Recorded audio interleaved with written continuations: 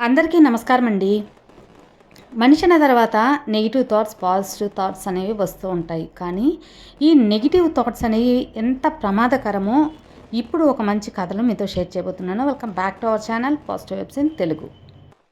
ఒక ఊరిలో సురేష్ అనే ఒక కుర్రాడు ఉంటాడు. ఆ కుర్రాడు కష్టపడి పని చేస్తూ ఉంటాడు. ఆ ఊరిలో ఏ పని దొరికినా సరే తప్పకుండా చేసి వచ్చే డబ్బులతో తన జీవనాన్ని గడుపుతూ ఉంటాడనమాట. అలా జరుగుతూ ఉండగా ఒకరోజు ఆ సురేష్కి అసలు పని అనేది లేకుండా పోతుంది. ఆ రోజు పనే ఉండదు.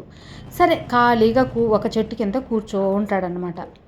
ఆ దారిని పోతున్న ఒక తాత ఒక 3 సంచులు మొయ్యలేక మోసుకుంటూ వెళ్తూ ఉంటాడు. అప్పుడు ఈ సురేష్ని చూసి, బాబు, నేను ఈ 3 మూటలు నేను పక్క ఊరికి తీసుకెళ్ళాలి, కానీ చాలా బరువుగా ఉన్నాయి, నేను తీసుకెళ్ళలేను కదా, కాబట్టి నువ్వు కానీ నాకు ఒక మూట కానీ నువ్వు సహాయం చేస్తే నీకు 3 రూపాయలు ఇస్తాను అని చెప్పి చెప్తాడనమాట. సరే ఖాళీగానే ఉన్నాం కదా, ఏదో ఒక పని చేద్దాంలే అనిపించి సరే తాత అని ఒక మూట తీసుకొని వెళ్తాడనమాట. నడుచుకుంటూ వెళ్తూ ఉంటాడు. తర్వాత ఒక నది అడ్డం వస్తుంది. అప్పుడు సురేష్ ఆ మూట, తన మోసుకెళ్ళాల్సిన మూట తీసుకొని దాటుతూ ఉంటాడనమాట. దాటి అవతల పక్కకు వెళ్తాడు.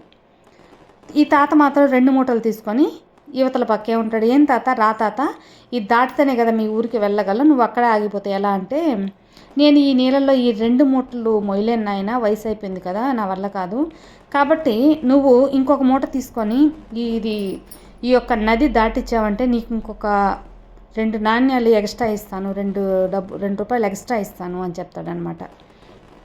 సరే 2 రూపాయలు ఎక్స్ట్రా వస్తున్నాయి కదా అని చెప్పి మళ్ళీ యువతలకు వచ్చి ఆ తాతది ఇంకొక సంచి అనేది తీసుకోవటానికి ఇవ్వు తాత అంటాడనమాట. కానీ ఆ యొక్క తాత ఆలోచిస్తాడు, ఇవ్వకుండా ఆలోచిస్తూ ఉంటాడు. ఏం తాత ఆలోచిస్తున్నావు, ఇవ్వు తీసుకెళ్తానంటే, లేదు నాయన, అది ఒట్టి సత్తు నాణ్యాల మూట నువ్వు ఫస్ట్ తీసుకెళ్ళింది, కానీ ఇప్పుడు నేను నీకు ఇవ్వబోయేది వెండి నాణ్యాల మూట, కాబట్టి ఈ మూటలో వెండి నాణ్యాలు ఉన్నాయి, అందువల్ల అనుమానిస్తున్నాను నేను, నువ్వు తీసుకెళ్ళిపోతే ఎలాగా అని భయం వేస్తుంది అంటాడనమాట. తాత మా ఊర్లో వచ్చి అడుగు, నేను ఎంత నిజాయితీగా ఉంటానో నా గురించి మా ఊర్లోకి వస్తే చెప్తారు, నేను అలా తీసుకెళ్ళను తాత, నేను దొంగలాగా కనిపిస్తున్నానా అని చెప్పి సురేష్ చెప్తాడనమాట. సరే ఇంకా నమ్మి ఆ వెండి నాణ్యాల మూట ఆ వ్యక్తికి ఇచ్చి సురేష్కి తీసుకెళ్ళమంటాడు. సరే సురేష్ తాత ఇద్దరు దాటేసి అవతల గడ్డుకి వెళ్తాడు. మరి కొంత దూరం పోతూ ఉండగా ఒక చిన్న కొండ అనేది అడ్డం వస్తుందన్నమాట. ఈ కొండ దాటుతూనే వాళ్ళ ఊరు. అప్పుడు సురేష్ ఆ 2 మూటలు తీసుకొని వెళ్తూ ఉంటాడు. కానీ ఈ తాత అక్కడే ఆగిపోతాడు. ఏం తాత అక్కడే ఉన్నావు అంటే, నేను ఈ కొండని ఇంత బరువుగా ఉందయ్యా, ఇది నేను దాటలేను కదా, నేను మొయ్యలేను, ఒకవేళ నువ్వు ఇది కూడా మోసుకొస్తావా, నీకు ఇంకొక 5 నాణ్యాలు ఎక్కువ ఇస్తాను, ఇది కొంచెం బరువుగా ఉంది మూట అని చెప్తాడు. సరే తాత తీసుకొస్తాను ఇటు ఇవ్వు అని చెప్పి తీసుకుపోయేసరికి మళ్ళీ ఆలోచిస్తాడు. ఎందుకు తాత ఆలోచిస్తున్నావు అంటే, ఏం లేదయ్యా, అది ఒకటి సత్తుది ఇంకోటి వెండిది, ఇది బంగారు నాణ్యాల మూట, నువ్వు తీసుకెళ్ళిపోతావేమో అని నేను ఒక ఆలోచనలో పడ్డాను అంటాడనమాట. అటంతా ఏం లేదు తాత, నేను నీ మూటలో నీ ఇంటికాడే చేర్చి నేను ఎక్స్ట్రా డబ్బులు అనేవి తీసుకొని వెళ్ళిపోతాను, నేను అలా అంతా చెయ్యను అని చెప్తాడు. సరే ఇదిగో తీసుకో అని చెప్పి 3 మూటలు ఇప్పుడు సురేషే మోస్తున్నాడు అనమాట. ఆ కొండ ఎక్కే సమయంలో ఒక ఆలోచన వస్తుంది సురేష్కి, అదే నెగిటివ్ థాట్స్. ఈ తాతకి ఎన్నో రోజులు బతకడు, కానీ ఇన్ని బంగారు నాణ్యాలు వెండి నాణ్యాలు ఈయనకి అవసరమా? మనం ఈ బంగారు నాణ్యాల మూట తీసుకుని పారిపోయామనుకో, చక్కగా మన ఊర్లో మంచిగా సెటిల్ అయిపోవచ్చు, ఇల్లు, వ్యాపారం, కారు, బంగ్లా అని బాగా సెటిల్ అవ్వచ్చు. వెళ్ళి తీసుకుందాం, తప్పకుండా మనం ఈ మూట తీసుకొని పారిపోవాలి అని చెప్పి అనుకుంటాడనమాట. అనుకున్న వెంటనే ఆ 2 మూటలు అక్కడే పెట్టేసి బంగారం మూట మాత్రం భుజాన్ని వేసుకొని పరిగెత్తుకుంటూ యువతల వైకి, అంటే ఆ కొండకి మధ్య వరకు ఎక్కేస్తున్నారు, కానీ యువతల వైకి ఊరు వైపు వెళ్ళటానికి పరిగిస్తూ వస్తాడనమాట. ఇంత లోపల ఆ చాటును ఉన్న 2 భటులు వచ్చి అతన్ని సురేష్ని పట్టుకుంటారు.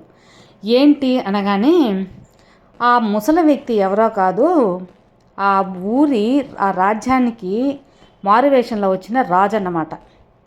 ఈ ముసలి వ్యక్తి బాగా ముసలివాడైపోయాడు కాబట్టి ఈ ఊర్లో ఎవరైతే నిజాయితీ పరులు ఉంటారో వాళ్ళకి ఈ రాజ్యాన్ని పట్టాభిషేకం చేసి వాళ్ళని రాజుగా చేద్దామని నిర్ణయించుకొని ఉంటాడు. అలా వెతుకుతున్న సమయంలో సరే సురేష్ ఎంపిక చేసి ఇతని నిజాయితీ తెలుసుకుని ఇతనికి రాజుని చేద్దామని అనుకుంటాడనమాట. దానివల్ల ఆ రాజు వెనకాల ఇద్దరు భటులు కూడా వస్తూ ఉంటారు. మొత్తానికి ఇతను వెంటనే ఆ నెగిటివ్ థాట్స్ వచ్చి ఆ మూట తీసుకొని వెళ్ళిపోయేటప్పుడు భటులు పట్టుకున్నారు. అప్పుడు అర్థమవుతుంది. అప్పుడు ఆయన రాజు ఇదంతా చెప్తాడు. నేను నిన్ను రాజుని చేద్దాం అనుకున్నాను, కానీ ఇంత లోపలే నీ నిజాయితీ అనేది పోయింది, దొంగ బుద్ధి చూపించుకున్నావు. ఎవరైతే నిజాయితీగా ఉంటారో వాళ్ళకి ఈ రాజ్యాన్ని నా తర్వాత రాజుని చేయాలని తాపత్రయపడ్డాను, కానీ నా నమ్మకాన్ని నువ్వు వమ్ము చేసావు కదా అని చెప్పి వెళ్ళిపోతారన్నమాట. అప్పుడు సురేష్ చాలా బాధపడతాడు. అయ్యో, నాకు వచ్చిన ఈ దురాలోచన వల్ల నేను ఒక మంచి అవకాశాన్ని పోగొట్టుకున్నాను, నాకెందుకు ఇంతలా వ్యతిరేక ఆలోచన వచ్చింది, నేను న్యాయంగా ఎప్పట్లాగే ఉండుంటే నాకు చక్కగా రాజు అయ్యే అవకాశం వచ్చుండేదేమో కదా, ఎంత పొరపాటు చేశాను అని అప్పుడు కుమిలి బాధపడతాడు సురేష్. మన జీవితంలో కూడా ఇంతేనండి, చాలా అవకాశాలు మనకు వస్తూ ఉంటాయి, కానీ మనకు వచ్చే నెగిటివ్ థాట్స్ వల్ల వాటిని దూరం చేసుకుంటూ ఉంటాం.